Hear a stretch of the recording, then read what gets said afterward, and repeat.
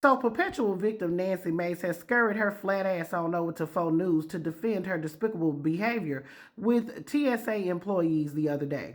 As previously reported last Thursday at the Charleston International Airport, Nancy Mace allegedly yelled profanity and vulgarity at TSA employees because they weren't waiting for her when she arrived late at the airport.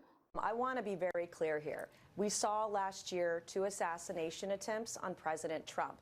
Just a few weeks ago, we all witnessed as Charlie Kirk was assassinated right before our eyes in public. We've seen that Steve Scalise years ago was shot, 4 or 5 times? And in the political environment we have today, there's no room for error when it comes to security. I have at this particular airport and no other. This is the only airport where I have any issues, but my children have had issues here, my employees, but we have had over 24 security breaches at this particular airport just 11 months into this year today. I've been in 4 airports in the last 5 days without incident. So yes, I did confront those who did not show up to do the job. My safety was put at risk. The Charleston Airport did was also release details about the vehicle that I was dropped off at, putting my safety at risk on Thursday.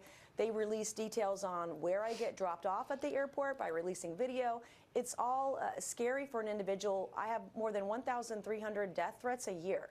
And so I declare, honey, what a disgrace. She's always the victim. Now, it's important to note that Nancy Mace posted the video herself of her arriving at the airport. Now, according to the incident report, Nancy Mace was supposed to arrive at the airport at 6:30 in a white BMW. Now, I will give Nancy Mace staff credit on this. They did communicate with security that she will be arriving in a silver BMW at 6:30. However, the security received a text message at 6:29 saying that they will be there in 10 to 15 minutes, meaning she didn't arrive at 6:30.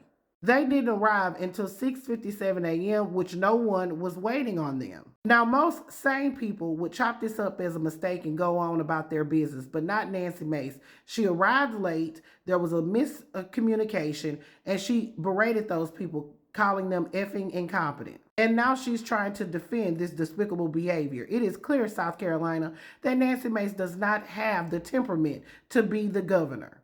In my opinion, she doesn't have the temperament or the wherewithal to be a U.S. representative, but I digress. At the end of the day, Nancy was wrong for going off on those employees. They're not being paid. They're already going through enough, and mistakes happen. But of course, Nancy will never take accountability for her own actions. Y'all put your thoughts. This is Double D Mobile.